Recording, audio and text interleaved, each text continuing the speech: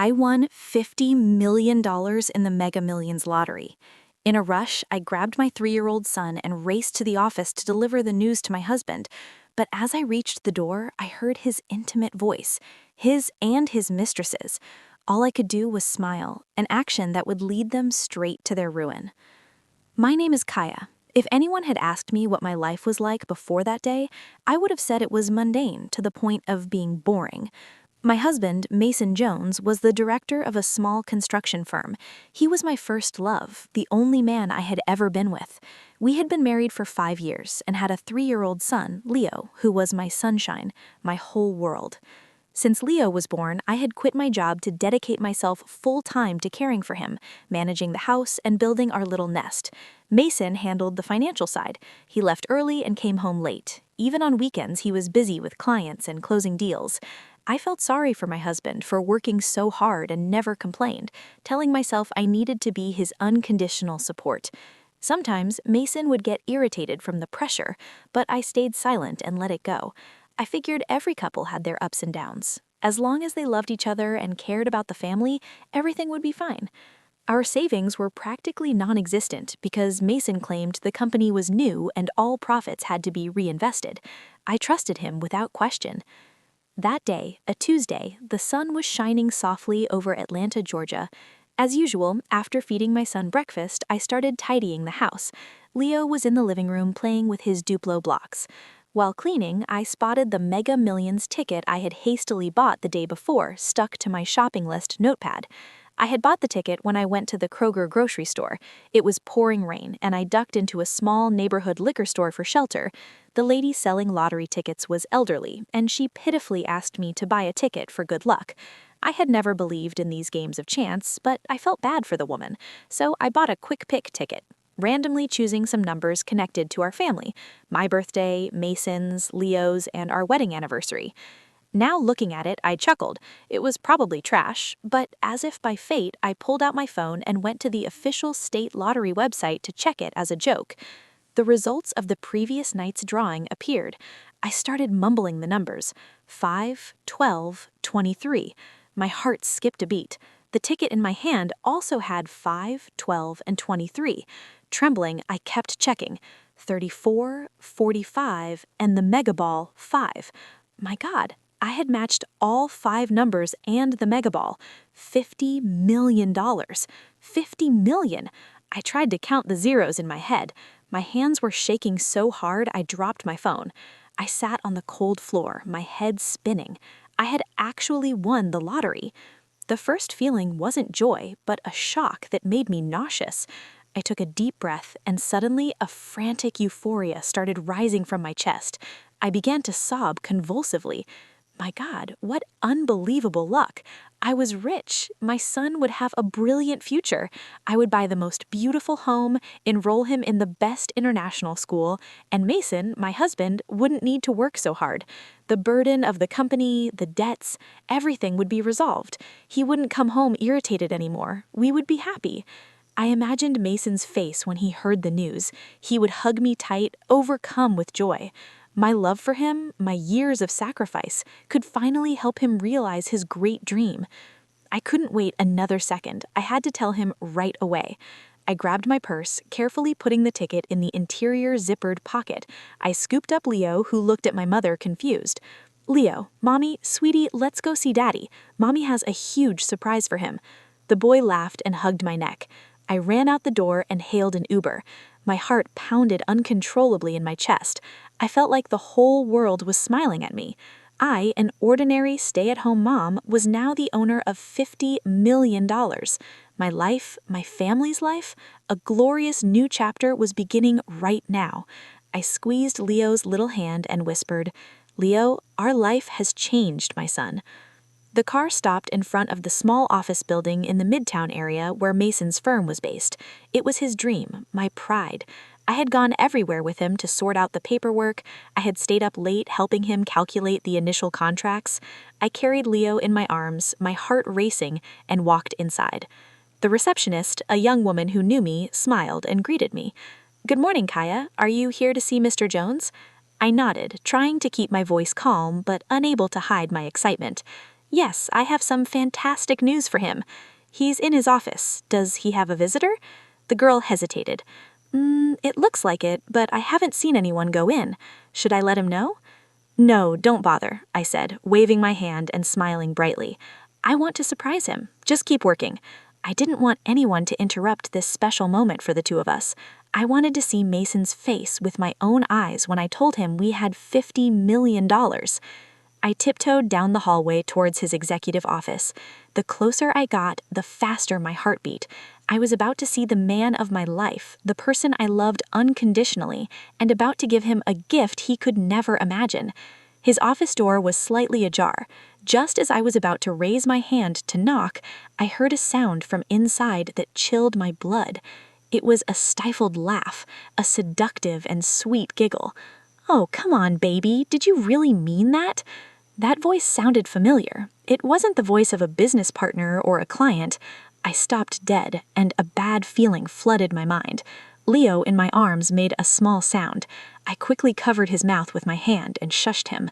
And then I heard Mason's voice, the voice I knew with every breath, but which now sounded strangely soft and persuasive.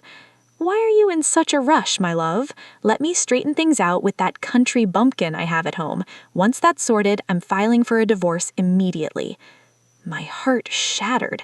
Country bumpkin? He was talking about me. Divorce? I backed up a step, trembling, and hid in the corner of the wall out of their line of sight. Leo, sensing my tension, stayed quiet, burying his head in my chest.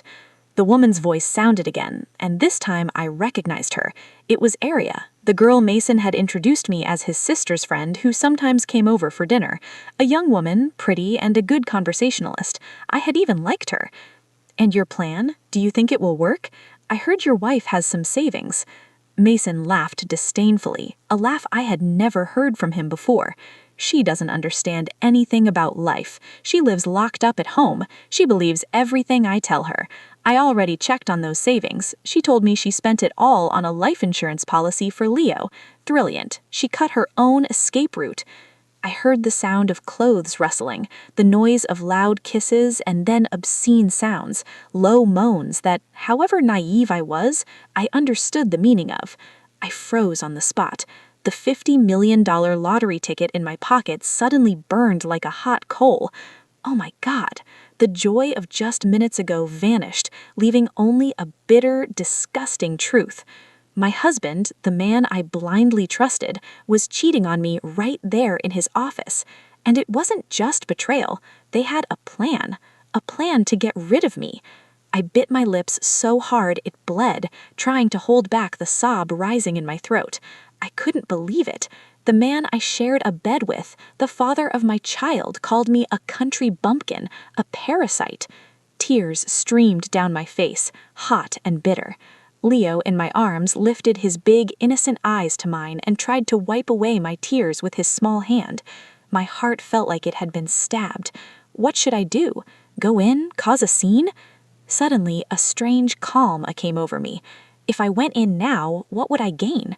I would lose everything. I would be the failed woman abandoned by my husband and perhaps even lose my child. I took a deep breath. I needed to hear more. I needed to know what they planned to do to me. Inside, after their act, the voices started again.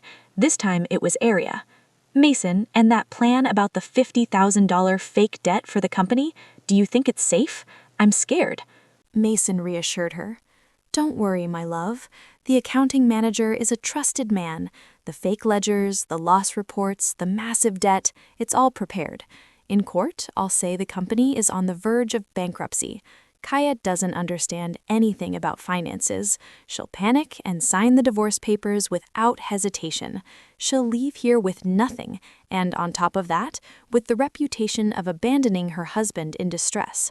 All the company's real assets have already been transferred to a subsidiary in my mother's name. She'll never find them. The floor opened up beneath me. What cruelty! What wickedness! He stays with his mother for now. Later, if I want him, I'll take him. This last sentence was like a hammer smashing my heart. Even his own son was seen as a tool, an object that could be discarded and retrieved later. My tears stopped falling. An icy cold ran down my spine. The man in there was no longer Mason, the husband I loved. He was a monster. I looked at Leo, who had fallen asleep on my shoulder. My son, forgive me. Mommy was too naive. But don't worry, I won't let anyone take you from me. I won't let anyone hurt us. I held him tighter. The $50,000 ticket in my pocket was no longer a gift of luck. It was my weapon. It was the lifeline for me and my son, and it would be my tool for revenge. I turned and walked away silently, like a shadow. I couldn't let them discover me. I had to get out of there immediately. The receptionist saw me leave with a surprised expression. "Kaya, leaving already? You didn't even get to see Mr. Jones?" I managed to force a crooked smile, my voice trembling uncontrollably. "Ah, I forgot my wallet at home. I have to go get it. Please don't tell Mason I was here. I want to come back tomorrow to give him a surprise." "Sure thing, Kaya." The girl seemed confused but didn't ask anything else. I rushed out of the building, called another Uber, and as soon as I sat in the back seat hugging my son, I let the sobs erupt. I cried for my stupidity. I cried for my dead love. I cried for the cruelty of the man I considered my world. The car drove off, leaving with it a woman who had just died, and another who was being reborn from the ashes of betrayal. His plan was a $50,000 fake debt. I had 50 million. Seriously, Mason, you chose this path? Now we're going to play, and I'll play with you until the very end. The car stopped in front of our small, familiar street. I barely had the strength to get Leo out of the car. My entire body was shaking, not from exhaustion, but from overwhelming shock. I paid the driver with trembling hands, almost dropping the money. I stumbled into the house with Leo in my arms. Fortunately, he was sleeping soundly on my shoulder and didn't have to witness his mother's pitiful state. I gently laid him in bed, took off his shoes, and covered him carefully. Looking at his angelic face, I couldn't hold back any more. I ran to the bathroom and locked the door. I turned the water faucet on full blast to drown out the sound of my crying. I sat on the cold floor, clutching my chest, and wept. I cried as I had never cried in my life. The tears ran hot and bitter. I cried for my fate, for 5 years of love that was ultimately nothing more than a sham. The man I called my husband, whom I blindly trusted, to whom I was about to hand over a fortune, was in bed with another woman. Not only that, he called me a country bumpkin, a parasite. He cruelly planned to kick me out empty-handed, and worse, with a $50,000 fake debt, an amount that even if I worked like a slave my whole life, I could never pay. He wanted to destroy me. He wanted to make sure I could never get back on my feet. Why? What had I done wrong? I stayed home, caring for our son, cooking, washing clothes, keeping the house immaculate. I saved every penny. I didn't buy new lipstick or a nice blouse. It was all for him, for our son, for the supposedly struggling company. And all my sacrifice, in his eyes, was just that of a parasite. Suddenly, I remembered the $50 million ticket in my pocket and his $50,000 debt plan. What irony! Never in my life had I felt so ridiculous. If I hadn't won the lottery today, if I hadn't thought to go to his company, what would have happened? I probably would receive the divorce papers in a few weeks. I would be in shock with the $50,000 debt. I would kneel, begging him, and end up leaving humiliated, losing my son and my future. The more I thought, the drier my tears became, giving way to a flame of rage. No, it wasn't rage, it was hatred, a hatred that reached my very bones. My love for Mason died the moment I heard him say, "He stays with his mother for now. Later, if I want him, I'll take him." A father who talks about his own son like an object, a tool to control his wife? He's not a human being, he's an animal, and I lived with an animal for 5 years without knowing it. I was so stupid. I looked at myself in the mirror. A disheveled woman, eyes swollen, face pale. Bumpkin. Yes, maybe I was a bumpkin. I was a bumpkin for believing in a single love, for believing in promises of fidelity. But from this moment on, that country bumpkin is dead. I had to live for my son. Leo was my life. There was no way I could let a monster like Mason take him. He wanted me empty-handed. I was going to teach him what it was like to have nothing. He wanted to play with fake ledgers. I was going to play a much bigger game with him. I took a deep breath and dried my tears. The cold from the tiled floor gave me a strange calm. I had to make a plan. This $50 million ticket was a secret of life and death. No one could know, not even my parents. At least for now, it was my ultimate weapon. I had to claim this prize as safely and secretly as possible. I couldn't do it my name. If I did, when we divorced, Mason would find out and be entitled to claim half. Even if the prize was won before or after the divorce, he would find a way to get it. I needed someone of absolute trust, someone who would never betray me, someone who would keep this secret until death. I thought about my parents. My father was an honest and simple man, but precisely because he was so honest, he sometimes spoke too much. If he knew his daughter had $50 million, he might boast to the neighbors in a moment of joy, or be easily fooled by Mason if he went to our hometown. That left my mother. My mother was a woman who had worked hard all her life. She had little education, but she was careful, discreet, and loved me unconditionally. My mother would never do anything to harm me.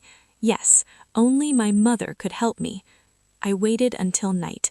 Mason came home as usual, looking grumpy, throwing his briefcase on the couch, and loosening his tie. I had a hell of a day at the office today. Is dinner ready? Yes, I mumbled, pretending to be tired. Dinner is ready. You go shower and then come eat. He glanced at me. He saw that my eyes were a little swollen and asked, "What's wrong? Have you been crying?" My heart skipped a beat, but I had already prepared the answer. I put my hand to my forehead. I think I'm coming down with something. I felt sick since this afternoon. I took a deep breath.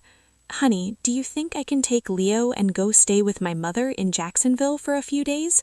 I need some fresh air, and I miss her home cooking. It was a test. If he stopped me, it meant he wanted to keep an eye on me. If he accepted, it meant he still trusted that he had me in the palm of his hand, and my absence for a few days would give him even more freedom to be with his mistress.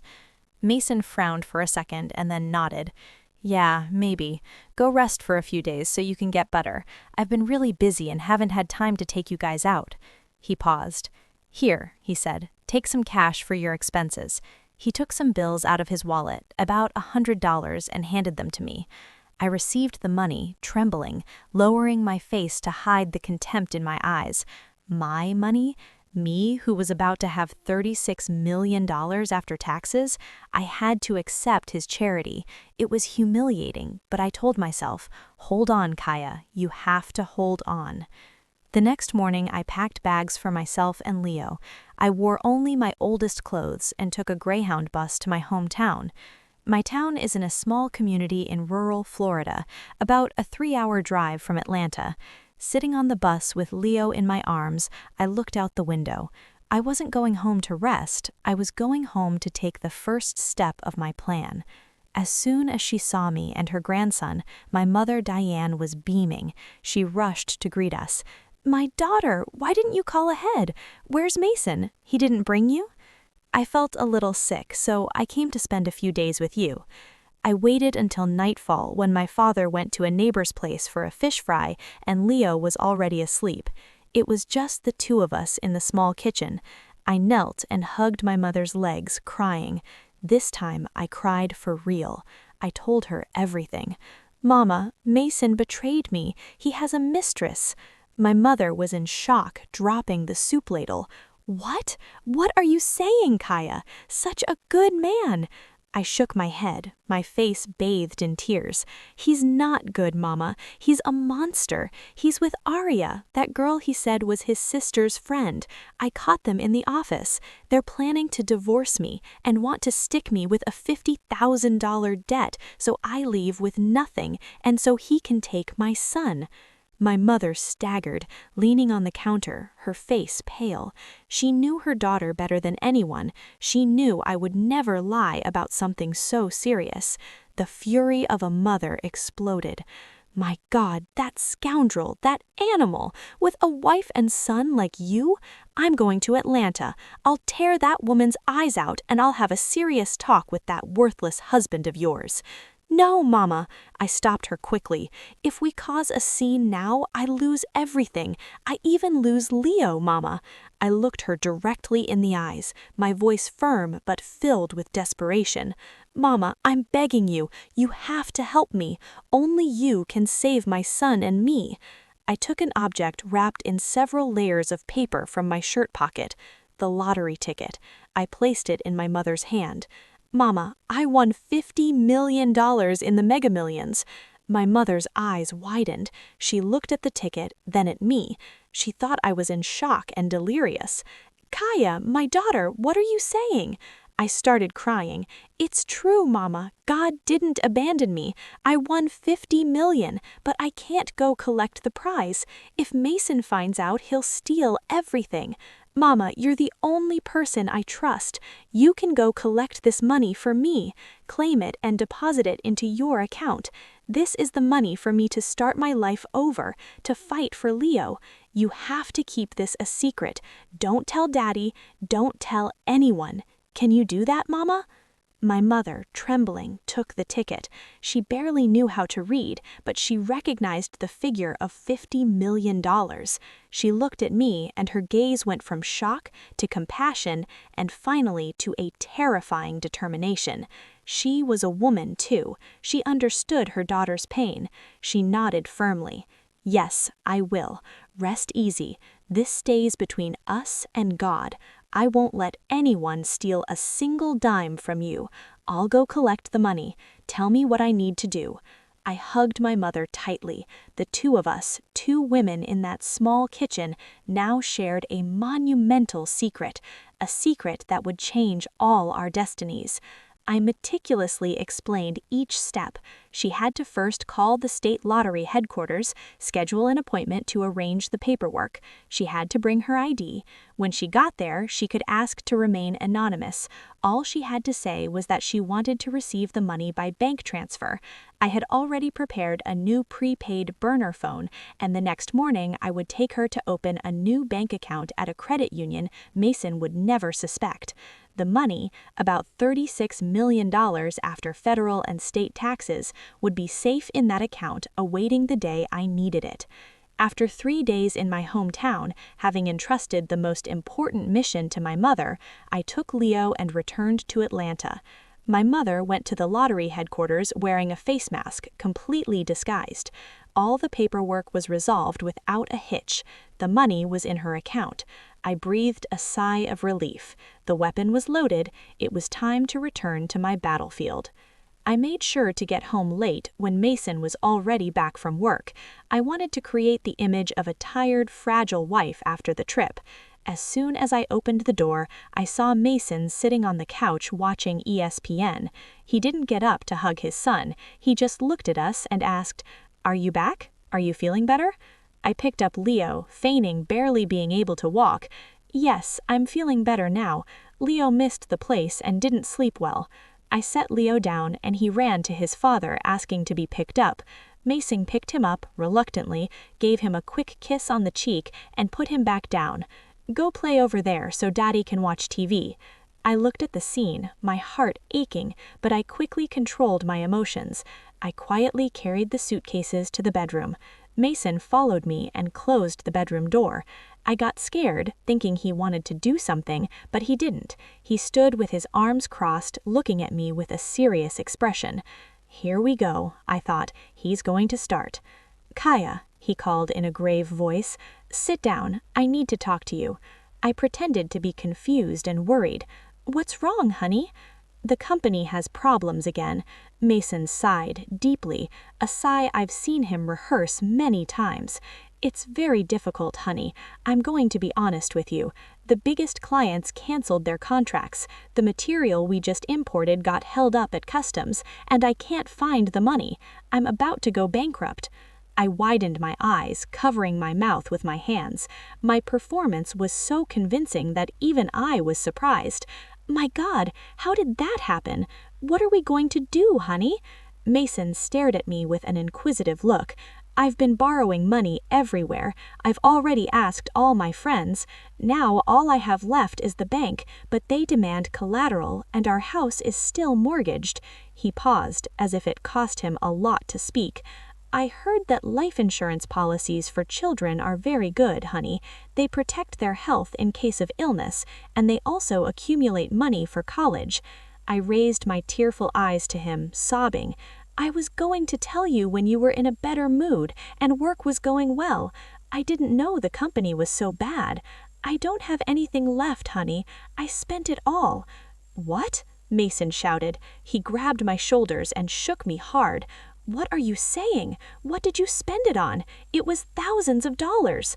I told you to save it for an emergency. The physical pain was nothing compared to the pain in my heart. I cried, sobbing and stammering my story. It was for Leo. He was sick. I felt so bad for him. I had made a mistake, hadn't I, honey? I'm sorry. I just wanted to secure our son's future. I clearly saw for a second a flicker of relief in Mason's eyes, maybe even joy. He believed it. He believed that Ad, his stupid wife, had just cut off his last escape route. That money, once invested in insurance, was practically lost. It couldn't be easily withdrawn to be divided in the divorce. Everything was going exactly according to his plan. He released me and let out a sigh. He pretended to put his hand to his forehead, massaging his temples with an expression of pain and disappointment. My God, what have you done? That money was to save the company. Why didn't you ask me first? Now we really are done. We lost the money and the company is almost bankrupt too, he grumbled, pacing back and forth in the room. He was finishing his role as the dedicated husband, the poor director. I could only sit and cry. I'm sorry, I didn't know. What do I do now? What if I go to my hometown and ask my parents for money? Forget it, Mason cut in immediately. Your parents in rural Florida barely have any money. Even if they sold all their land, it wouldn't be enough. It's done. There's nothing to do. He sat on the bed with an expression of complete discouragement. All you know is how to be at home. You have no idea how cruel the world is out there. Just leave it. I'll figure it out. With that, he got up, grabbed his jacket, and left. I'm going out for some air. Being at home is making me nervous. The door slammed shut. I heard the sound of his car starting. He was surely going to see Arya to give her the good news, to celebrate that he had successfully fooled me. I stopped crying instantly.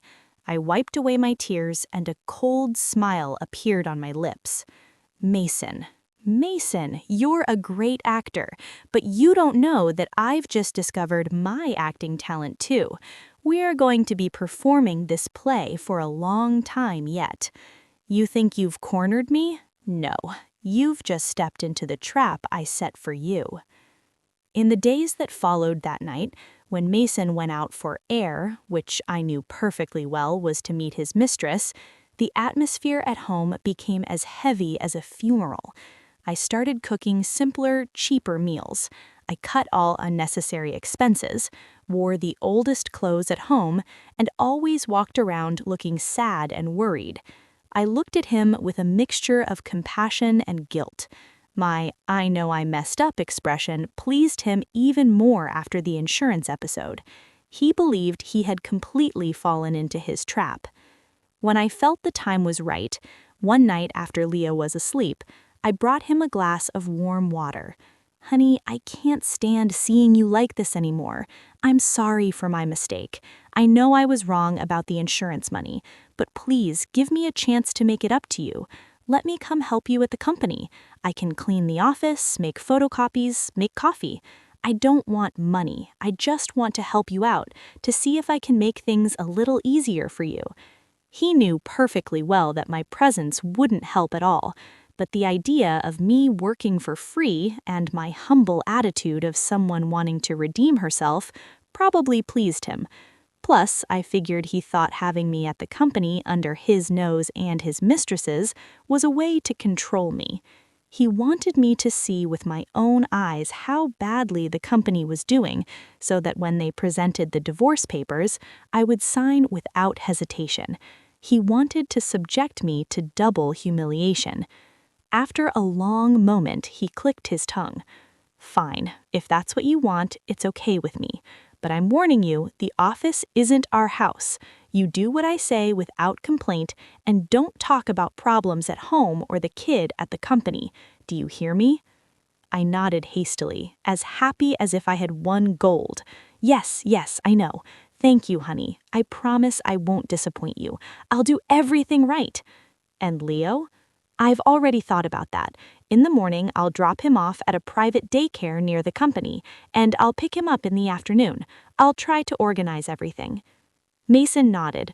"Okay, you start on Monday, and don't dress like a slob so you don't embarrass anyone." With that, he stood up and went to the room, leaving me alone in the living room. I quickly wiped away my tears, but they weren't tears of humiliation. They were the tears of the first successful step.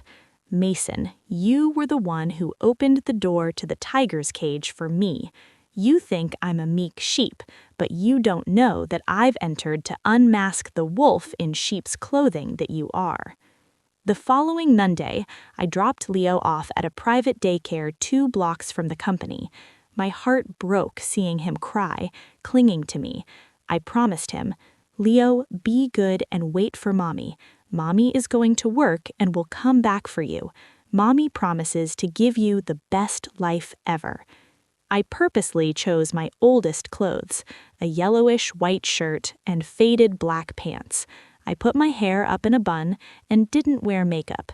Looking at myself in the mirror, I was the perfect image of a country bumpkin. I had to maintain that image. Entering the company, my heart pounded uncontrollably. It was the same receptionist as the other day. Seeing me, she was surprised. I forced a smile. "Hi, starting today, I'm coming here to work. Mr. Jones got me a position doing cleaning." The girl's eyes widened and her expression changed from surprise to pity. It was obvious she had already heard something. Of course, the story of the director on the verge of bankruptcy whose wife had to come to work for free to help pay the debts must have been a touching tale Mason had invented to tell the employees. Mason came out of his office, and he wasn't alone. Next to him was Aria. That day, she wore a tight wine-red designer dress that enhanced her curves, wavy hair, flawless makeup, and expensive perfume. The two of them, side by side, looked like a successful couple, and I, in the corner of the office, looked like a maid. Mason cleared his throat and clapped to get attention. "Staff, I want to introduce you to Kaya, my wife. As you all know, our company is going through some difficulties." He began his dramatic speech. "Kaya, to share the burden with her husband, has offered to come and help us. She'll handle the small tasks in the office, like serving coffee, making photocopies, and cleaning. If you need anything, you can ask her." All eyes turned to me. There was curiosity, pity, and a little contempt. I lowered my head. "I count on your help." Then Mason turned to his mistress. "Aria, you are my assistant and the most resourceful person here. Can you give Mrs. Jones her initial instructions? As for a workspace, she can use that small table in the archive corner." Aria smiled sideways, a smile whose meaning only I understood. The smile of the winner. She approached me, her red dress dazzling. She extended a hand with nails painted bright red. "Hello, I'm Aria, the director's assistant. It's a pleasure to work with you from now on. If you don't understand anything, you can ask me. Don't be shy." The way she emphasized "with you," the way she said "director's assistant," it was all provocation. I took a deep breath, extended my rough hand, and squeezed her soft one. "Thank you. I'll try my best." My job began. Just as Mason said, I was nothing more than a maid. In the morning, I had to arrive before everyone to clean the desks and fill the water coolers. When everyone arrived, I had to serve coffee and tea to each person. Mason and Arya were the first to be served. "Kaya," Arya said, sitting with her legs crossed at her desk, "my coffee today has to be a good espresso. I don't drink just anything.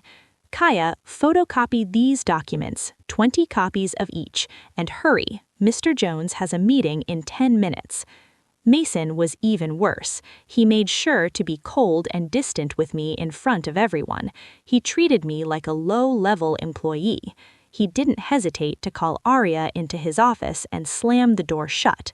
Sometimes when I went to bring water, I heard their laughter inside. I had to wait at the door. Once, Arya came out with slightly swollen lips and a misaligned collar. She looked at me defiantly. I clenched my teeth and endured. Every humiliation I suffered today would turn into a stab I would give them later. I had to endure. I worked in silence, cleaning, serving. I acted clumsy and slow on purpose so they would despise me even more. But I wasn't just cleaning. My eyes were observing everything. My ears were listening to everything. I paid attention to who was friends with who spoke ill of who, and my main target was the accounting department, where the head accountant, Mrs. Irene, worked. Mason's office wasn't large.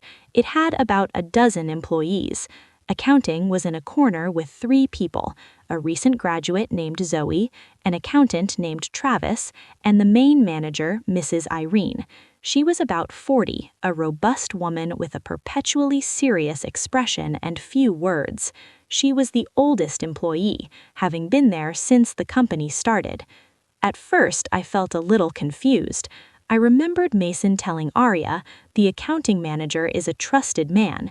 If Mrs. Irene was Mason's confidant and helping him falsify the books, I wouldn't have a chance. But I decided I had to get close to her. I used my old tactic, sincerity and a poor little me demeanor. Every morning, in addition to coffee for Mason and Arya, I prepared a cup of herbal tea for Mrs. Irene. "I noticed you're coughing a bit. Drink this to soothe your throat." Mrs. Irene looked at me in surprise, but accepted with a nod. "Thank you." At lunchtime, everyone went out to eat. I stayed in the office bringing a Tupperware from home, white rice, some steamed vegetables, and a fried egg. I did it on purpose. Mrs. Irene also usually brought a Tupperware. I glanced at hers and saw it was equally simple. I approached to chat. "Mrs. Irene, enjoy your meal. My food isn't much, but I brought some pickled okra my mother sent me. Would you like to try some?" I offered her a small jar. Mrs. Irene looked at me, and her gaze softened a bit. "You have a difficult life taking care of your son and also coming to work here. The company, lately—" She sighed. I took the opportunity, my eyes filling with tears. "Mrs. Irene, is the company really doing badly? I'm so worried. Mason comes home constantly irritated. Sometimes he doesn't even come home. I'm so scared. What if the company really goes bankrupt? I don't know how my son and I will survive." I wanted her to see that I was trustworthy and at the same time stupid without any knowledge of accounting. And I started to notice the tension between Mrs. Irene and the Mason-Arya duo.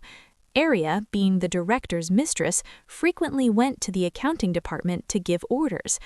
"Mrs. Irene, why is this budget taking so long? Director Mason is waiting."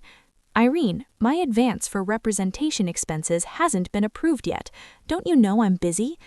Mrs. Irene, being older and a veteran employee, felt insulted by a bold young woman who treated her that way. She would turn red with anger but swallow her pride. "I know. You can leave. When it's ready, I'll call you." I was nearby cleaning a table and saw everything. After Arya left, Mrs. Irene muttered, "A self-important brat who thinks she's somebody. What a lack of respect." I knew it. My opportunity was there. Mrs. Irene was not Mason's confidant. She worked for him because he paid her well, but she despised him and his mistress. She despised the way Mason treated me, his lifelong wife. A few days later, I stayed late at the office. I told Mason that Leo had a fever and I had left him with a neighbor. I had to stay to finish cleaning. Mason nodded. He was also in a rush to leave, obviously with Aria. The office was left only with Mrs. Irene and me. Mrs. Irene looked at me with pity. Men, their careers are always first. Don't think about it too much. Come on, eat. She didn't say anything. Her computer restarted, but instead of opening the Excel file with the losses, it opened a different file named goldmine.xlsx. Mrs. Irene had forgotten to close it before restarting. My heart pounded uncontrollably. I looked towards the door. She was still in the coffee area. Trembling, I grabbed the mouse and clicked on the file. It opened. My God, my vision blurred. They weren't loss reports. It was a completely different world. Signed contracts, the real values received, money transfers to an account in the name of a company called Cradle & Sons, LLC. I remembered. Cradle was Mason's father's last name. This was the subsidiary company he had created to divert assets. The result was not a $50,000 loss, but a net profit of over $2 million. I started shaking. I quickly looked for a USB drive in Mrs. Irene's drawer. I knew she usually kept one there, but it wasn't there. Darn. I heard her footsteps approaching. I quickly minimized the goldmine file and left the screen showing the loss report. It was just in time. Mrs. Irene entered with a cup of coffee. What a drag. She sat down and reopened the Excel file with the losses, continuing to work as if nothing had happened. She didn't know what I had seen. Or was it on purpose? The file name, goldmine, the forgetting to close it, the leaving to get coffee? I wasn't sure. But I knew one thing. I had found the treasure. I knew where it was. I just needed one more chance, a chance to copy it. I looked at the computer and memorized the file path. I would buy a USB drive that night. Tomorrow, I would act. That night, on the way home, after picking up Leo, I stopped in a small electronics store. I bought the cheapest USB drive I could find, a black 16-gigabyte one. I hid it carefully in my bra. I couldn't sleep all night, my heart pounding. I had seen the treasure, but how would I get it? I couldn't count on luck a second time. I couldn't expect Mrs. Irene to randomly go get coffee again. I had to create my own opportunity. I thought intensely. I needed a reason for her to step away long enough for me to copy that goldmine file. The file had to be heavy. It contained all the real financial data for several years. A few seconds wouldn't be enough.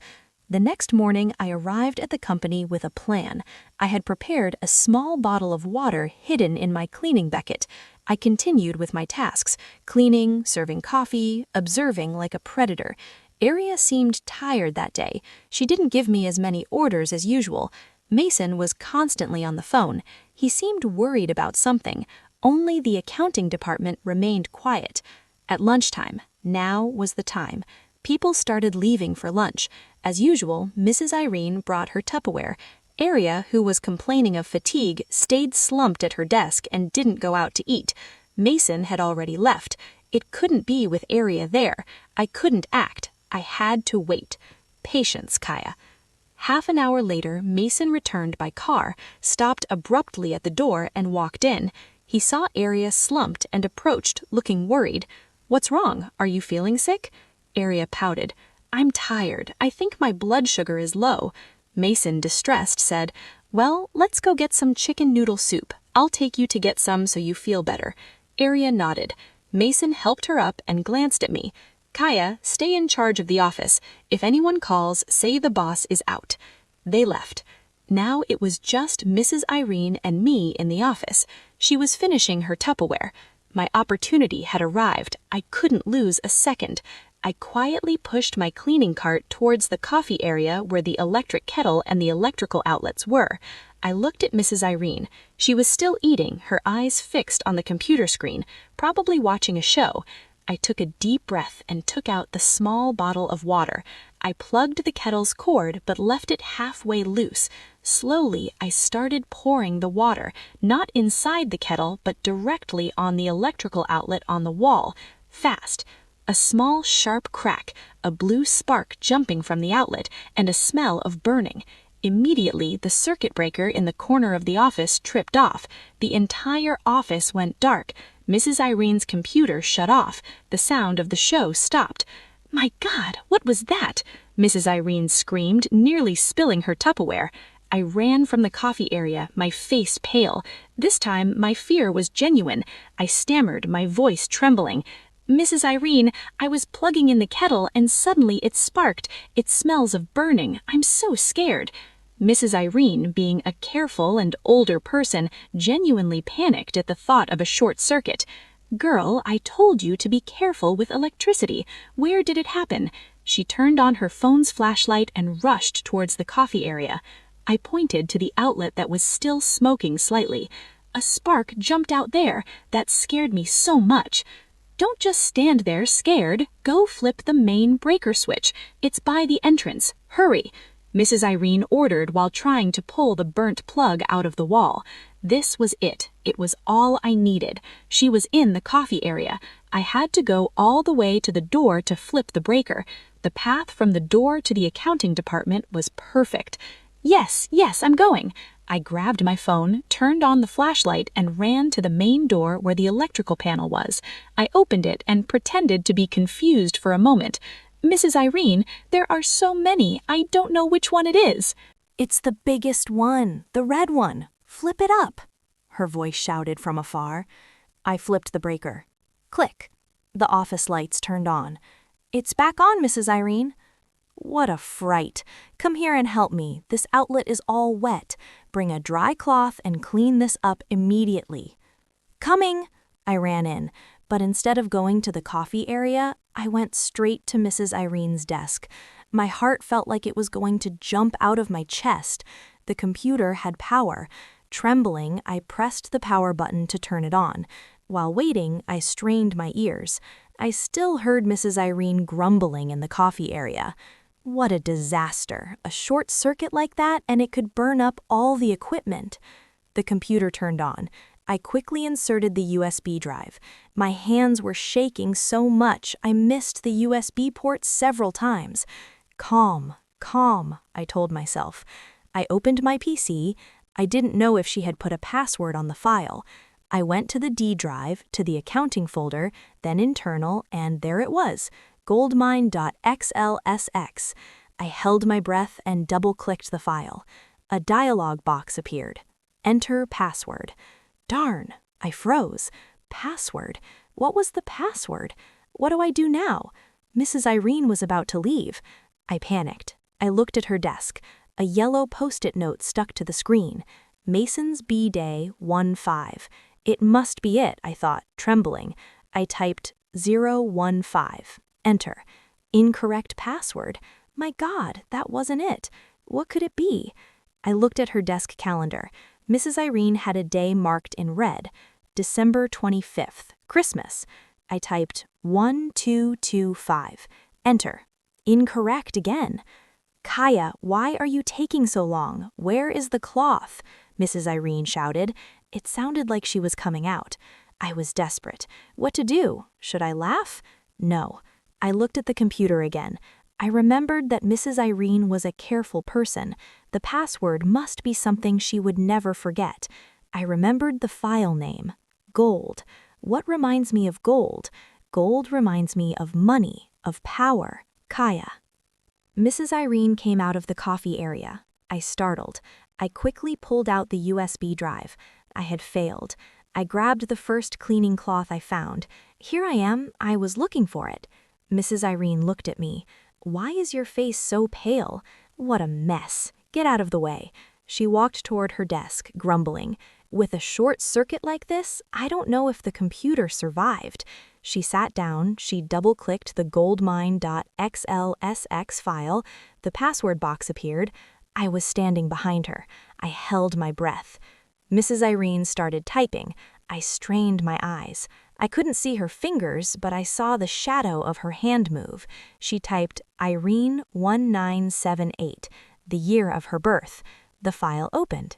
My God, the password was her name and her year of birth. Mrs. Irene checked a few numbers and muttered, "Fortunately, I didn't lose the data." Then she closed the file. I was paralyzed. I had the password, but I had lost the opportunity. Mrs. Irene would never let the computer shut down again. The outlet was broken. I couldn't repeat the trick. I felt completely defeated. I spent the rest of the day working like a soul in torment, but fate hadn't abandoned me. At the end of the evening, Aria started her exhaustion act again. She clutched her stomach, grimacing. Mason rushed to her, worried. "Are you feeling sick again? Do you want to go to the doctor?" "I think if I go home to rest, I'll feel better. Can you take me?" Mason nodded and turned to accounting. "Mrs. Irene, the quarterly accounting will wait until tomorrow. Aria and I have to leave now. You take care of locking up." "All right, Mr. Jones." Mason and Aria left. The other employees also started to leave. About 10 minutes later, it was just Mrs. Irene and me. She was closing her files. "Kaya, you can go. I'll lock up." "Mrs. Irene," I said timidly, "can I stay a little longer? I want to finish cleaning the bathroom. It was a bit dirty earlier." It was a lie, but I needed an excuse to be the last one there. She looked at me, sighed, and nodded. "Fine, but don't stay too late, and lock the door when you leave. Here's the spare key." She handed me a key and left.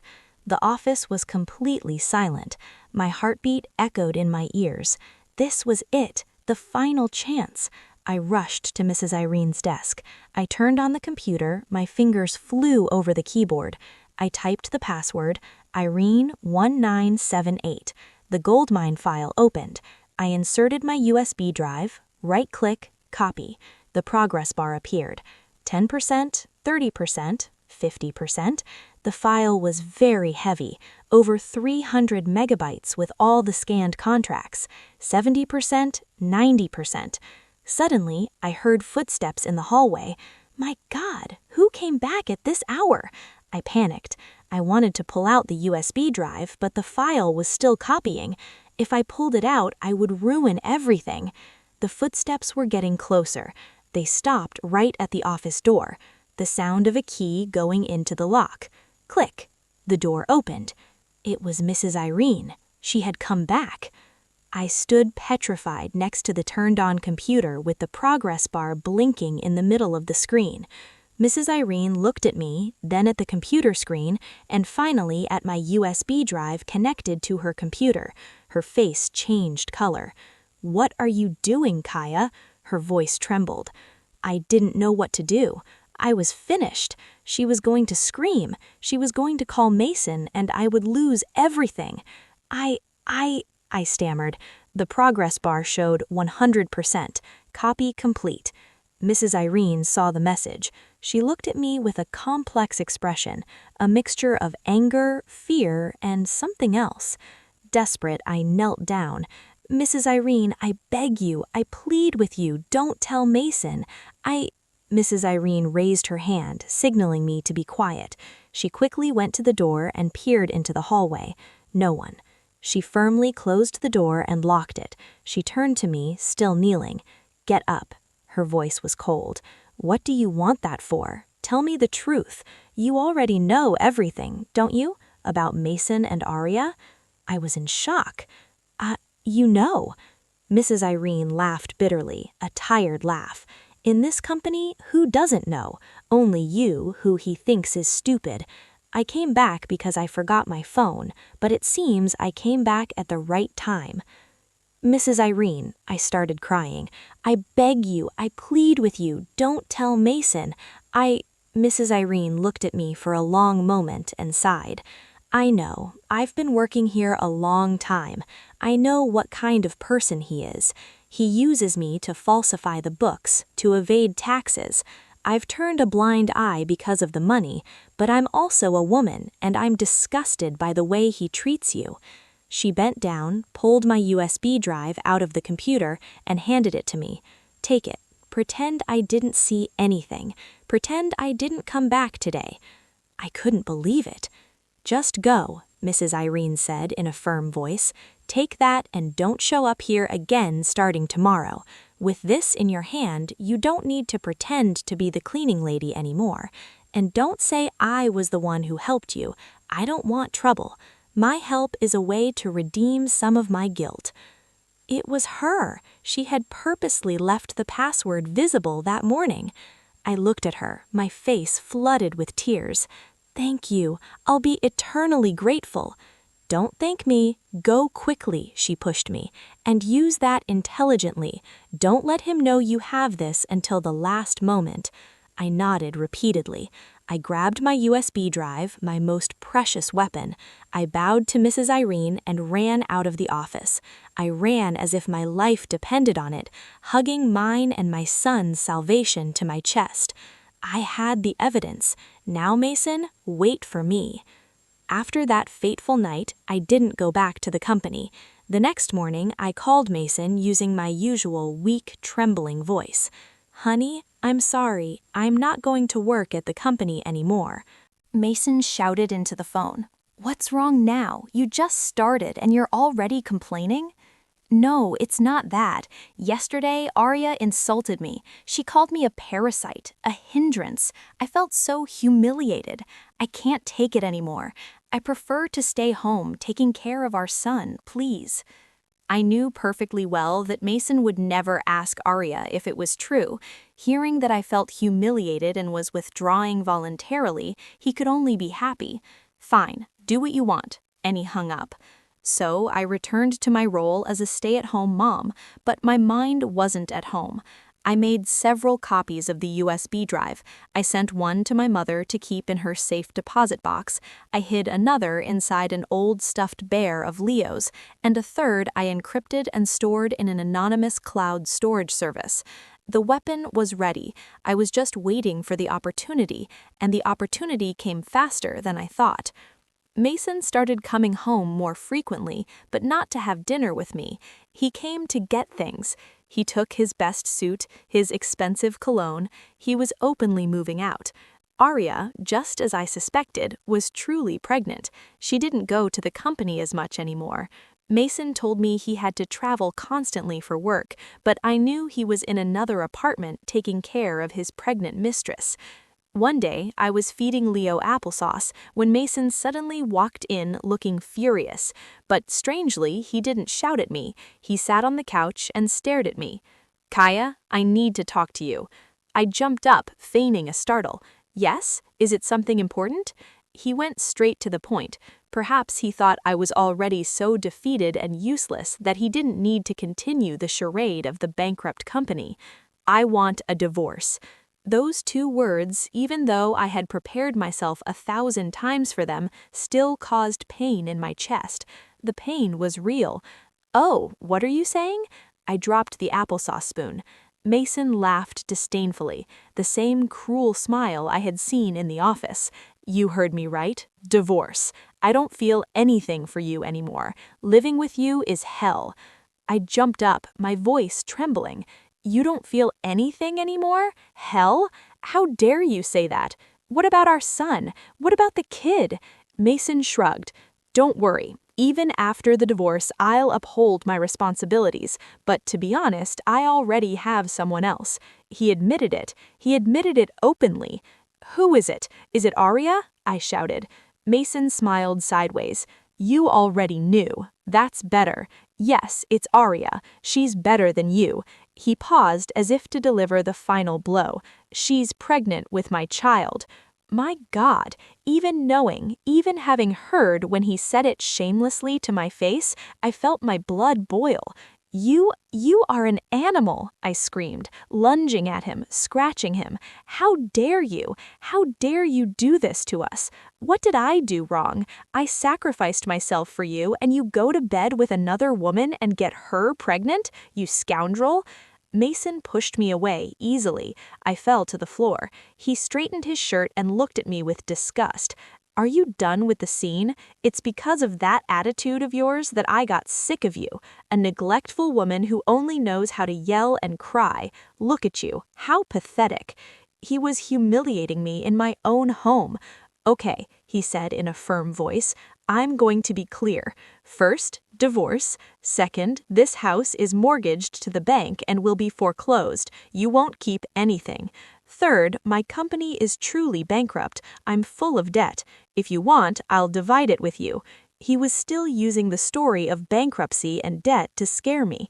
He thought I was still the fool I was before. I sat on the floor and cried. I cried convulsively. I cried for the 5 years of my youth I threw away on a dog. I cried for my stupidity. I don't want anything. I won't sue. I don't want debts. I just want... I raised my tearful eyes at him. My most important performance was beginning, the performance that would decide my son's future. I crawled on the floor and grabbed Mason's legs, and a humiliating act I never thought I would do, but I had to do it. I had to play perfectly the role of a defeated, cornered woman. Honey, please, I beg you. You say you have someone else, another child. I accept it. I sobbed, my face covered in tears and snot. You agree? He asked, a flash of victory in his eyes. Agreed to everything. Prepare the papers, I'll sign. The papers are already prepared. He coldly threw a pile of papers on the table, just like in the nightmare I had. The mutual consent divorce agreement, all ready with his signature. I pointed to the clause. No shared assets exist. No shared debts exist. The minor son, Leo, remains under the custody of the mother, Kaya. The father, Mason, is exempt from paying alimony. It was even crueler than his plan. He didn't even write temporarily. He wrote exempt to free himself from all responsibilities. Sign. He threw the pen at me. Trembling, I took the pen. Tears fell again, but this time no one knew they were tears of happiness. He, with his arrogance and cruelty, had just given me the greatest gift of all. He had just signed his own sentence. I signed, Kaya Jones. My signature this time was firm and strong. Mason snatched the paper from my hand and verified the signature and smiled contentedly. Great, now gather your things and the kids and disappear. The bank is coming to foreclose on the house this week. I don't want them to find you here. It would be another complication. He lied without blinking. The house was being paid for, but with his company's real money, he could have paid it off in full. He just wanted me to leave as soon as possible. I'll be at the family court the day after tomorrow at 9 a.m. Let's get this over with.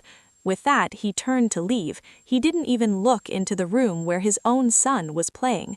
The door slammed. I remained sitting on the floor. The crying stopped. I slowly got up and dried my tears. A cold smile appeared on my lips. Mason, you've played your part. Now it's my turn to take the stage. I walked into the room and hugged Leo tightly. Leo, my darling son, we're free. Come on, my love, let's pack. We're going to a much better place. My son looked at me confused and then smiled. His smile was my sunshine. Yes, I was going to give my son the best life ever, with my $36 million and with his father's downfall. On the day of the hearing, it was pouring rain in Atlanta, as if the rain wanted to wash away the last remnants of my 5-year marriage. With Leo in my arms, I deliberately dressed in my oldest clothes and huddled by the door of the courtroom. Mason and Arya arrived later. He was driving a luxury car I had never seen. He opened the door and helped Arya out as if she were a queen. Arya wore an elegant maternity dress, sunglasses, and an arrogant expression. Her belly was already showing. They walked past me. Mason didn't even look at his own son. He looked at me and said harshly, "Get in, let's get this over with." The mutual consent divorce hearing was incredibly fast. The judge, a woman with a tired air, looked at the file. "Kaya and Mason, have you thought this through?" We replied in unison, "Yes." The parties agree that the minor son, Leo, remains under the custody of the mother, Kaya, and the father, Mason, is exempt from paying alimony. No shared assets or debts exist. Is this correct? My heart sank hearing exempt from paying alimony, but I pretended to lower my head and mumbled in a trembling voice, "Yes, it's correct." Mason replied clearly and firmly, "Correct, Your Honor." Arya, sitting in the back row, smiled sideways. Her smile was like 1,000 needles sticking at me. Wait, darling, laugh now because you'll cry soon. The court approves the divorce agreement. As of today, you are no longer husband and wife. The gavel struck. Boom, a dry sound that ended everything. I left the courthouse with Leo in my arms. Mason and Arya were ahead, whispering and laughing as if they had just got rid of a great weight. He didn't even turn around to say goodbye to his son. I stood in the rain, hugging my son tightly. I was free, a 32-year-old woman betrayed by her husband with nothing, a child in her arms in the middle of the rain. This was the image Mason wanted to see, and it was the image I gave him, but he didn't know it. In the pocket of my old coat was a brand new burner phone, and in my mother's bank account, $36 million. I didn't return to the dilapidated rental room I had moved to after leaving their house. No, that place was just part of the show. I grabbed my son and called a luxury Uber to the most exclusive area of the Atlanta suburbs, a high-rise condo complex overlooking the Chattahoochee River. The driver looked at me in the rearview mirror, a disheveled woman with a small child asking to go to one of the most expensive places in Atlanta. But I didn't care. I had used my money, well, my mother's money. I had asked my mother to buy a luxury condo there in her name. I paid almost $1 million for it. I needed an absolutely secure place for me and my son, a place with 24-hour security with controlled access, a place where Mason wouldn't think I could be even in his wildest dreams. Entering the new apartment was like entering another world, a 3,000-square-foot condo with luxury furnishings and views of the river. Leo, who had only known our small house since he was born, was beaming at the sight of the space. He shouted for joy and ran everywhere. I set him down on the warm wooden floor and went to the bathroom. I got under the shower, the water running strong. I scrubbed myself as if I wanted to wash away all the dirty traces of the last year. I cried. This time, I cried tears of relief. That night, I ordered the best takeout food. I didn't need to look at prices. I bought a mountain of new toys for Leo. I threw away all my old clothes. I called my mother. "Mama, I'm divorced now." My mother's voice on the other end sounded relieved. "Yes, thank goodness. You're free, my daughter. And now, what are you going to do?" I looked at the city of Atlanta, illuminated through the huge window. The lights shone like thousands of diamonds. "Mama," my voice sounded cold and determined. "Now is when I start. I'm not going to let them live in peace. I'm going to take everything back. I'm going to make them pay." I hung up the phone. I opened my laptop. I opened the USB drive that Mrs. Irene had accidentally given me. It was time to find one person, a person who hated Mason as much as I did. My revenge plan had officially begun. The first name on my list was Beckett, the former partner Mason had told me about one drunken night, boasting about how he had pushed him out of the company. I didn't know much about Beckett. I only vaguely remember Mason bragging that the company had been co-founded by both of them. Beckett was from the technical side, professionally excellent, while Mason handled the commercial side. When the company started making a profit, Mason used accounting tricks to deceive Beckett, making him sign documents for fake debts and forcing him out of the company empty-handed and with a huge debt. It sounded familiar. Apparently, I wasn't his first victim. I couldn't look for Beckett personally. If I started asking questions and the news reached Mason's ears, he would immediately suspect an ex-wife looking for her husband's former partner. Why? I decided to use the money. I searched online for a reliable private detective agency. I paid a considerable sum to find all the information about a man named Beckett, the former founding partner of Mason's company. My request was clear: speed and absolute secrecy. 3 days later, I had a voluminous dossier on my desk. Beckett, 42 years old, after being deceived by Mason, he went bankrupt, his wife left him, and he currently owned a small metal fabrication workshop in Lithonia, Georgia. The workshop was losing money and had debts with the bank and lenders. He was cornered. Perfect. A man who has nothing to lose is the most dangerous ally. I drove my brand new car, also in my mother's name, of course, to Lithonia. I didn't dress luxuriously. I wore a simple but clean and neat skirt suit. I didn't want to scare him, but I also didn't want him to underestimate me. Beckett's workshop was on a dirt road, a dilapidated shed with the sound of lathes and welding machines echoing. I walked in, and the smell of oil and rust filled my nostrils. A middle-aged man, disheveled with a grease-stained face, was fixing a machine. He looked defeated, but his eyes were bright, the eyes of a talented but unlucky man. "Excuse me, I'm looking for Mr. Beckett." The man looked up and wiped his hands with a rag. He squinted at me. "That's me. Who's asking? Are you here to buy something?" I shook my head. "I'm not here to buy anything. I want to talk to you. A very important matter." Beckett looked me up and down, suspicious. "I don't have time. As you can see, I'm busy. If it's not work, I ask you to leave." "The matter is related to Mason." I had barely finished speaking when the wrench in his hand fell to the ground with a clatter. He jumped up, his body tense like a violin string, his eyes red with fury. "What did you say? Mason? Who are you?" I looked him directly in the eyes and said clearly, "My name is Kaya. I am Mason's ex-wife." Beckett was stunned, then laughed bitterly. "Ex-wife? What kind of game is this? Did he send you here to take away this junkyard workshop? Go tell him I'd rather die than give it to him. I was tricked once. That was more than enough." "You're wrong." My voice turned cold. "I'm just like you. I was also just tricked by him, kicked out of the house without a dime. He stole everything from me and is now living happily with his mistress." Beckett's look of rage slowly transformed into shock. He looked at me and saw the sincerity in my eyes. He saw the same hatred he felt. "Are you serious?" he stammered. "I didn't come here to complain." I stepped closer. "I came to ask you a question. Do you hate him? Do you want to take back everything he stole from you? Do you want to see him bankrupt, empty-handed, just like he made us?" In that noisy, dirty workshop, two people, two victims of Mason, looked at each other. I saw a flame rekindle in Beckett's eyes from the ashes. He clenched his teeth. "Hate?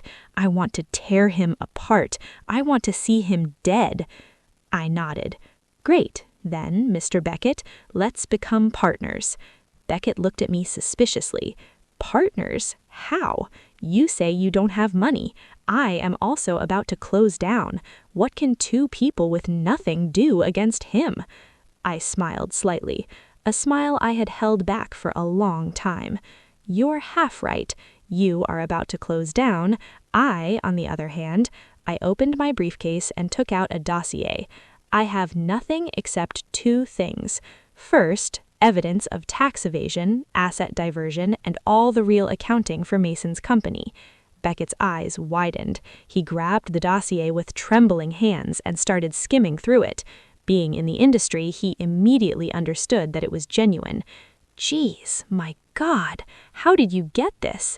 "You don't need to know how," I continued in a calm voice, "and second, and most importantly," I paused, "how much money do you need to destroy his company?" Beckett looked at me as if I were a monster. He didn't understand what was happening. A woman who had just been kicked out of the house with nothing, with secret ledgers, and asking how much money she needed? She must be joking with me. He still didn't believe it. The Mason of today is not the same as before. His company is strong. He has many contacts. Destroying him is not a joke. It takes a lot of money. "How much is a lot?" I asked directly. "You are the best at the technical side, the production. You know his strengths and weaknesses. Tell me." Beckett took a deep breath. The flame in his eyes ignited. It was the opportunity of his life. To destroy him, we can't compete in small things. We have to take a different, faster, stronger path. His merchandise comes from China, old, cheap models, but lately the market prefers the high quality of Japan. If we secure an exclusive distribution contract with a major Japanese brand, use new technology to produce better products at competitive prices, we can steal all his big clients. For that, we need a new modern factory, a new production line, and most importantly, capital. Money to negotiate with the Japanese partners, money to pay the debts of this workshop of mine. He paused and looked at me, almost shouting. At least $500,000 is the minimum. He stated the amount as a test. He thought I would faint. I remained silent. $500,000. In my revenge plan, that amount was already anticipated. I looked him directly in the eyes. Agreed. I will give you $500,000. Once again, the workshop seemed to stop. The sound of the machines outside seemed to silence. Beckett took a step back. Are you in your right mind? $500,000. Where are you going to get that money? I won't waste time with talk. I took out my phone and opened my mother's credit union app. I had full power of attorney. I hid the total balance. I only showed him that I could make a transfer. Mr. Beckett, I don't have time for jokes. I have the money. Where it comes from, you don't need to know. You only need to know that it is clean money and that it is for our revenge. I continued. I'm not giving you the money in hand. We are going to create a new company. You choose the name. You, with your experience and knowledge, will be the CEO responsible for all operations. You will have 20% of the company's shares. I will be the anonymous investor with 80% of the shares. I will not interfere in your area of expertise. I only demand one thing, a weekly financial report and the final goal. Mason's company has to go bankrupt. I handed him a contract I had already prepared. I had everything planned. This $500,000, I pointed to the contract, will be transferred as soon as the new company is established. $250,000 to pay your debts and build the new factory.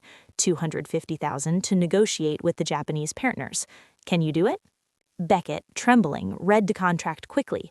The clauses were clear and fair. To a man about to drown, a golden life raft had suddenly been thrown. He raised his head, his eyes filling with tears, not of weakness, but of a man who had been oppressed for too long. Kaya, he clenched his fists. Do you trust me that much? I don't trust you, I said coldly. I trust your hatred. I believe that a talented man stabbed in the back by his best friend who stole everything from him, including his wife, will never forget that debt. I am investing in your hatred. Don't disappoint me. Beckett squeezed his hands tightly, veins bulging. He nodded determinedly. Agreed. I accept. I, Beckett, swear to you that I will use this $500,000 and my own life to drag that scoundrel Mason to hell. I will make him kneel and beg. I nodded. Great, then choose the company name. Beckett thought for a second, looked at me, and looked out of the workshop. Phoenix LLC. We, the two of us, will be reborn from the ashes. Phoenix, I murmured to myself. An excellent name. I extended my hand. It's a pleasure to meet you, Director Beckett. I hope we have a successful partnership. Beckett squeezed my hand. The handshake of two abandoned people sealed their alliance. The game of chess had begun. The first and decisive move had been made. 6 months passed in a blink. My life was now a completely different picture, one that the Kaya of 6 months ago wouldn't even dare to dream of. Leo and I lived in our luxury condo with absolute security. I brought my parents from our hometown to live with us. At first, they were in shock, thinking I was involved in illicit business. I had to explain it very carefully.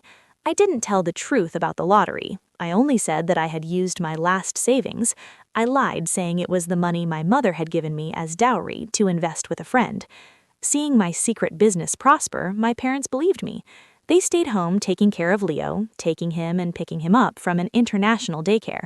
Seeing my son happy and healthy, speaking English fluently, and my parents healthy, filled my heart with warmth. I was no longer the neglectful country bumpkin Kaya. I started taking care of myself. I practiced yoga, went to the spa, read books, studied finance and investments. I didn't want my $36 million to sit still. I wanted them to grow, to become the strongest shield for my life and my son's. But a part of my mind never rested. The revenge plan. Just as I predicted, Beckett was a phoenix. With the opportunity, he spectacularly rose from the ashes. With the $500,000, he worked like a machine.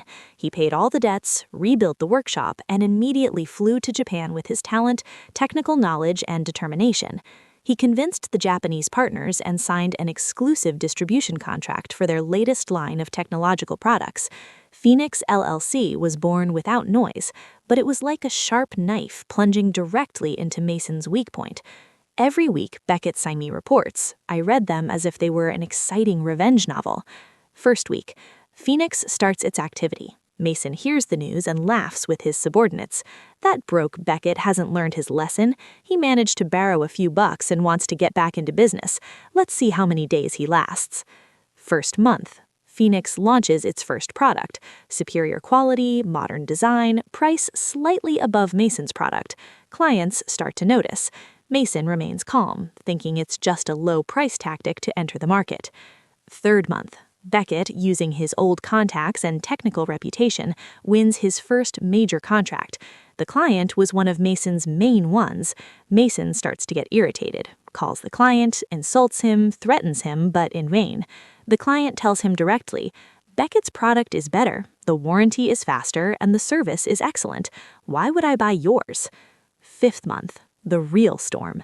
Phoenix launches a trade-in program. Clients can turn in their old products, mainly Mason's, in exchange for a discount on the purchase of Phoenix's new products. It was a fatal blow. Mason's biggest clients, his main distributors, turned their backs on him en masse. They didn't want to be left with stocks of obsolete products. Orders were canceled in cascade. Mason's company began to falter. He didn't understand. He couldn't grasp how Beckett, a man he had crushed, had so much money to play such an aggressive game. Little did he know that the $500,000 I gave him was just the beginning. If necessary, I was willing to invest another $500,000, $1 million. I didn't lack money. What I lacked was the satisfaction of revenge. Sixth month, Beckett's report had only one line. Mason has started borrowing money from loan sharks. He has run out of liquidity. I read that with immense pleasure. Why did he run out of money? Because the $2 million he diverted were invested in Cradle & Sons LLC. He bought real estate, luxury cars, and a house for his mistress. That money was frozen. It couldn't be withdrawn immediately. And his real company, which for years evaded taxes and presented loss reports, how could he ask the bank for a loan with those reports? He fell into his own trap.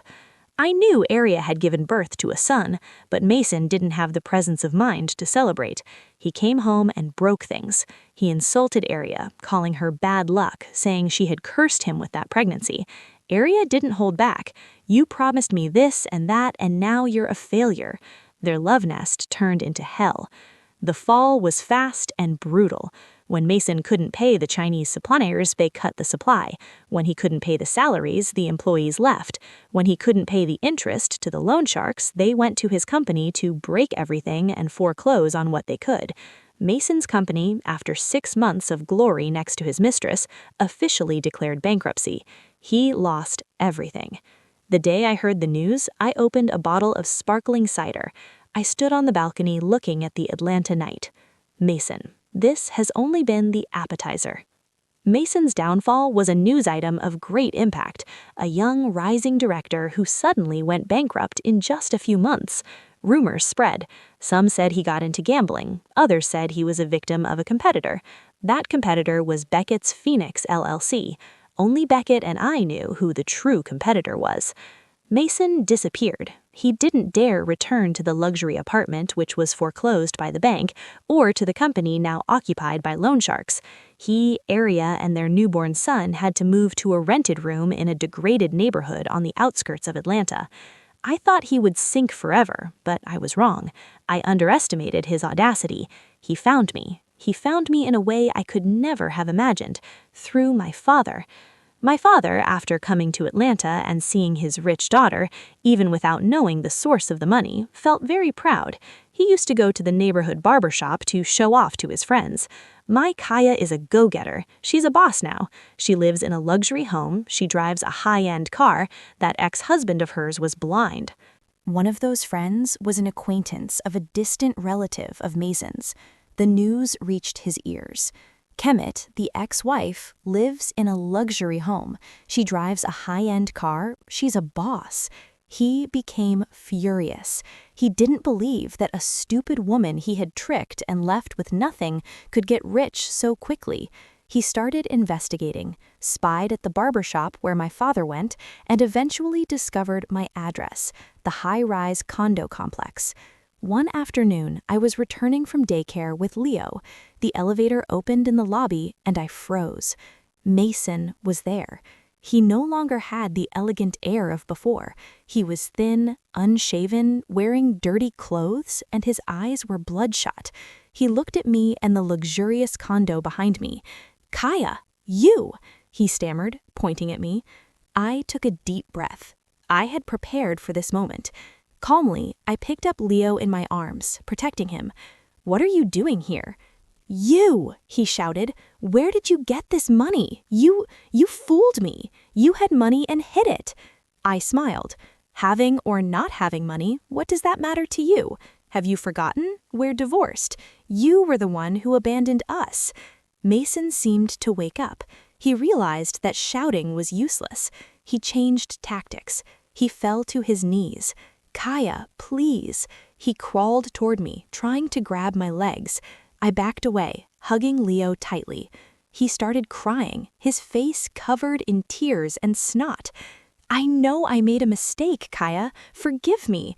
The mistake was all Arya's fault. She was the one who seduced me, who bewitched me. She's the bad luck in my life. I've already kicked her out. I've kicked out her and her son." My God, he kicked out Arya and his own newborn son? What a cruel man. "Come back to me, Kaya. Let's start over for Leo. Our son needs a father. You're so rich. Help me. I'm broke. I'm full of debt. Give me a chance. I swear I'll love you and our son. I'll be your slave." He knelt and hid his head on the floor. Right there in the condo lobby, the security guard started paying attention. I looked at the man who was once my husband, the father of my son. My heart was empty of any feeling except disgust. "Mason," I said in an icy voice, "do you remember the day in court? You signed the agreement. You declared with all certainty that you would not pay alimony. You abandoned your son without a shred of remorse. Now that you're broke, you come back wanting a son and a wife?" "I was blind because of her at the time," he defended himself. "What I have today has nothing to do with you. This money is mine. You want to know where it came from?" I decided to tell him. The truth would kill him. "I won the lottery," I said clearly. "I won the Mega Millions, $50 million, the very same day I went to your company and heard you in bed." Mason raised his head abruptly. His face went from pale to white and then purple. He stood with his mouth open. He understood everything. He understood what he had thrown away. "You? You?" he hissed like a wounded animal. "Yes," I smiled sideways. "You threw away $50 million. Well, $25 million that would have been yours. But don't worry, I used the money very well. Phoenix LLC, Beckett's company, was financed by me. $500,000. Surprised? You're the one who—" He went mad and tried to lunge at me. "Security!" I shouted. 2 burly security guards ran over and grabbed Mason, dragging him outside. From now on, this man is prohibited from entering this building. Mason was dragged away, shouting and insulting. "You wretched woman! You fooled me! You set a trap for me! I'm going to sue you! The money was won during the marriage. You have to give me half! Give me back my money!" I calmly turned my back and entered the elevator with my son. Just as I predicted, his greed would never die. He was going to sue me. Great, I was waiting for that too. The courtroom would be his final stage. As expected, a week later I received a court summons. Mason was suing me, demanding the division of assets. The allegation? I won the lottery during the marriage, but deliberately concealed it, deceiving him into divorcing and keeping all the marital assets. He demanded half, $25 million. The case became a scandal. Mason, with his shamelessness, spread the news to the press. He invented a tragic story. He, the victim of a manipulative woman who won the lottery and allied with a competitor to destroy him. From a successful businessman, he became a pitiable victim. The press, the curious crowd, started pointing fingers at me, the woman who won $50 million and abandoned her family. My parents were worried. The few friends I had left called me. Only I was calm. Don't worry, I haven't done anything wrong. Justice will be on my side. I didn't need the best lawyer, just a competent one, because in this game, evidence was king. On the day of the trial, reporters packed the courthouse entrance. Mason arrived by taxi, deliberately wearing old, ripped clothes with a pitiable air. He cried for the cameras. I only hope the court will do me justice and return a father to my son. I stepped out of my luxury car wearing an elegant white suit. I didn't say a word and walked into the courtroom with serenity. In the hearing, Mason's lawyer was aggressive. He presented the lottery ticket as evidence. He had investigated the date of the prize and the date of our divorce weeks apart. He argued the prize money was marital property, acquired during the marriage. The defendant intentionally concealed it, acting in bad faith to trick my client and lead him to divorce. This is a clear act of asset concealment. All eyes in the room turned to me. The judge struck the gavel. Does the defendant have anything to say in her defense? I stood up. I didn't look at Mason. I looked directly at the judge. Your Honor, the accusation says I concealed assets. I find that ridiculous. I signaled to my lawyer. Your Honor, I ask permission to present my evidence. It is true that I won the lottery, but I concealed it because I discovered a shocking truth. The person who was concealing assets wasn't me. I pointed directly at Mason. It was him, Mason. The entire room murmured. Mason startled. Does the defendant have evidence? The judge asked.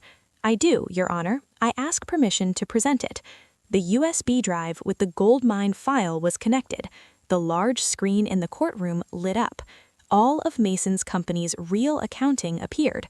The contracts, the income, the expenses, and the money flow to the shell company, Cradle & Sons, LLC. Your Honor, I said in a firm voice, this is the real accounting of Mr. Mason's company. While he told me the company was on the verge of bankruptcy with a $50,000 debt, the truth is he had a net profit of over $2 million. That money was transferred to Cradle & Sons, a family company in his father's name.